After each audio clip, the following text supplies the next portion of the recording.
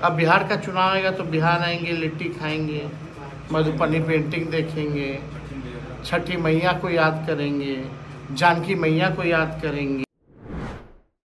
जी हां, नीतीश कुमार को सीएम कुर्सी से हटाने की चल रही है सबसे बड़ी साजिश। सही सुन रहे हैं आप। और नीतीश कुमार को सीएम कुर्सी से हटाने की साजिश कोई और नहीं कर रहा साहब, ये इनके अपने लोग कर रहे हैं, ये इनकी अपनी सहयोगी पार्टियां कर रही हैं। और आज अपने इस प्रोग्राम में हम बताएंगे कि कैसे नीतीश कुमार की कुर्सी फिसल रही है और कैसे नीतीश कुमार से इस्तीफा चुनाव से पहले की तो चल रहा है, और यह भी देखा जा रहा है कि बीजेपी ने कैसे नीतीश कुमार को एक चक्रव्यूह में फंसा लिया है।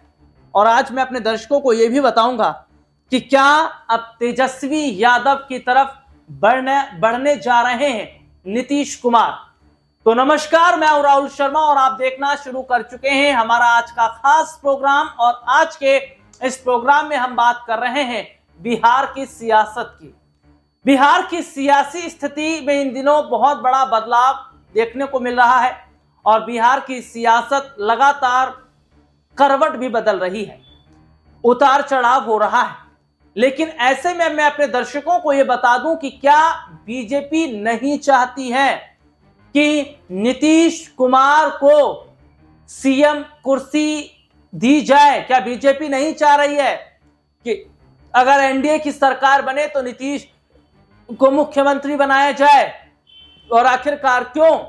नीतीश कुमार ने भी कच्ची गोलियां नहीं खेली हैं, और वे भी अगर बीजेपी उनके साथ गद्दारी करती है तो आरजेडी के साथ हाथ मिला सकते हैं। दरअसल अपने दर्शकों को बता दें कि बिहार में होने वाले विधानसभा चुनाव से पहले जिस तरीके से यहां पर देखा जा रहा है कि एनडीए के अंदर सबसे बड़ी फूट नजर आ रही है, इसकी सबसे बड़ी वजह सीटों का समीकरण है। क्योंकि मैं अपने दर्शकों को बता दूं कि जो एनडीए के सहयोगी दल हैं, चाहे वे हिंदुस्तान आवाम मोर्चा हो या लोक जनशक्ति पार्टी हो, यानी कि मैं अगर चिराग पासवान का जिक्र कर लूं, मैं जीतन राम मांझी का जिक्र कर लूं, तो ये बड़े चेहरे हैं एनडीए के जो सहयोगी दल हैं, और ये कम से कम 30 सीटें साहब मांग रहे हैं।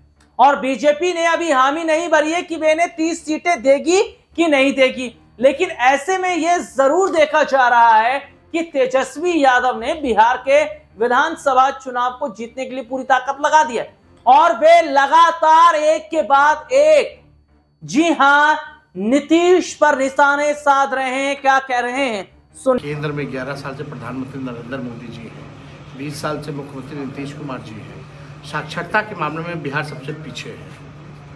प्रति व्यक्ति आय और प्रति व्यक्ति निवेश में बिहार सबसे पीछे है। किसानों के आय में बिहार जो है सबसे पीछे है। बेरोजगारी में बिहार नंबर 1 है। पलायन में बिहार नंबर 1 है। गरीबी में बिहार नंबर 1 है। प्रधानमंत्री जी आते हैं, अच्छी बात है, लेकिन जब आते हैं तब जुमलेबाजी करते हैं, जुमला बोलते हैं, बिहार के लोगों को ठगने। अब बिहार का चुनाव आएगा तो बिहार आएंगे, लिट्टी खाएंगे, मधुबनी पेंटिंग देखेंगे, छठी मैया को याद करेंगे, जानकी मैया को याद करेंगे, जगह जगह जाएंगे, बोलेंगे कि बिहार को नंबर 1 बना देंगे, नंबर 1 बना देंगे।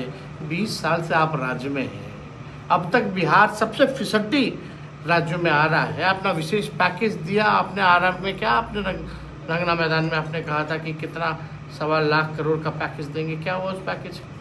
तो देखा आपने क्या कुछ कह रहे हैं तेजस्वी यादव। अब अपने दर्शकों को हम ये बता दें कि जो एनडीए गठबंधन है, क्या वे टूटता नजर आ रहा है? क्या वाकई ये बात सही है कि नीतीश कुमार आने वाले वक्त में आरजेडी के साथ जाने वाले? और क्यों सदन में इशारों में बात हुई है चाचा और भतीजे के बीच में। देखिए, इसमें कोई दो राय नहीं कि जो बिहार का चुनाव है वे नीतीश कुमार के चेहरे पर लड़ा जाएगा। लेकिन सवाल यह खड़ा हो जाता है कि नीतीश मुख्यमंत्री बनेंगे या नहीं बनेंगे, क्योंकि एनडीए ने यह नहीं तय किया है कि अगर सरकार इनकी बिहार में बनती है तो नीतीश कुमार ही सीएम कुर्सी पर बनेंगे। क्योंकि मैं जरा अपने दर्शकों को याद दिलवा दूं कि बिहार के डिप्टी सीएम विजय कुमार सिन्हा इनका एक बयान सामने आया और जिसमें वे खुद ये कह रहे थे कि बिहार में अटल जी को सही मायने में श्रद्धांजलि तब मिलेगी जब बिहार में सरकार बीजेपी की होगी, मुख्यमंत्री बीजेपी यानी पार्टी का होगा। तो ऐसे में यह देखा जा रहा है कि बीजेपी क्या पहले से नीतीश कुमार के खिलाफ बगावत कर रही थी? क्या पहले से बीजेपी ने प्लानिंग कर ली थी कि नीतीश कुमार से सीएम कुर्सी छीन ली जाए? लेकिन कैसे पानी फेर दिया नीतीश कुमार के बेटे निशांत ने, जब ये स्टेटमेंट निशांत कुमार का आता है कि अगर उनके पिता नीतीश कुमार के चेहरे पर चुनाव नहीं लड़ती है भारतीय जनता पार्टी तो वे बड़ा फैसला ले सकते हैं। यानी कि खबर फिर चल रही थी कि क्या एनडीए से अलग हो जाएगा जेडीयू, क्या जेडीयू अलग रास्ता अख्तियार कर सकता है? और जरा मैं अपने दर्शकों को यह भी बता दूं कि जो देखिए साहब मौजूदा समय की जो तस्वीर है, वह तस्वीर क्या कह रही है कि हालात कुछ इस वक्त बन रहे हैं कि नीतीश को देखिए, नीतीश को क्या बड़ा ऑफर मिल रहा है ये भी सुनिएगा। अगर बीजेपी नीतीश को सीएम कुर्सी नहीं दे रही है ना, और अगर एनडीए नीतीश को सीएम के तौर पर नहीं देख रहा है लेकिन आरजेडी देख रहा है साहब, क्योंकि आरजेडी की गर्ज है और लालू यादव, तेजस्वी, फिर राबड़ी देवी जो ऑफर दे रहे हैं उससे यह साफ पता चल रहा है कि क्या आरजेडी इस बात के लिए तैयार है कि नीतीश भैया सीएम बनिए, कोई हमें दिक्कत नहीं है, लेकिन आप हमारे साथ आकर चुनाव लड़िए, कहां उन भाजपाइयों की चक्कर में पड़े हुए। तो ऐसे में यह देखा जा रहा है कि बिना नीतीश कुमार के तेजस्वी कुछ नहीं कर पाएंगे, क्योंकि बिहार में महागठबंधन के अंदर कांग्रेस और आरजेडी के बीच में एक बड़ी फूट पड़ गई है। और मैं अपने दर्शकों को यह बता दूं कि बीजेपी जो रणनीति बना रही है, देखिए कैसे उन्होंने नीतीश को घेर लिया है।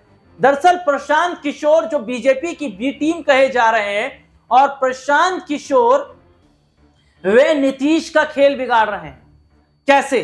क्योंकि जिस तरीके से देखा जा रहा है कि जो प्रशांत किशोर हैं वे जो उम्मीदवार देखिए जो उतारेंगे, और सबसे बड़ी बात है उनका जो मेन मोटिव है वे केवल नीतीश कुमार को नुकसान पहुंचाना है, यानी कि उनकी सीटों को कम करना है।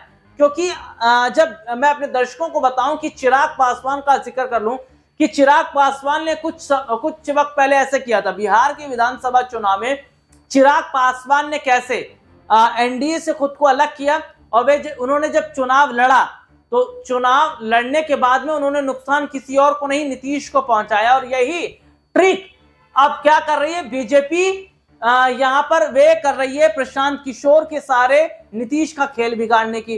तो ऐसे में नीतीश अभी सस्पेंस में जरूर हैं, लेकिन यह जरूर देखा जा रहा है कि अगर बीजेपी ने उनके साथ धोखा किया या एनडीए की सरकार बनने के बाद उन्हें नहीं पूछा जाता है सीएम कुर्सी के लिए, तो क्या वे आरजेडी के साथ चले जाएंगे? लेकिन ऐसे में आरजेडी ये कह रही है कि तब बहुत देर हो जाएगी, अभी हमारे साथ आइए, क्योंकि बीजेपी केवल और केवल बड़ी साजिश रच रही है। अब ये तो नीतीश कुमार ही तय करेंगे कि जाना कहां है। लेकिन मैं अपने दर्शकों को बता दूं कि क्या वाकई जो प्रशांत किशोर कह रहे हैं कि मैं लिख कर देता हूं कि आने वाले वक्त में नीतीश आरजेडी के साथ जाएंगे, और क्या वाकई ऐसा होता है नजर आएगा।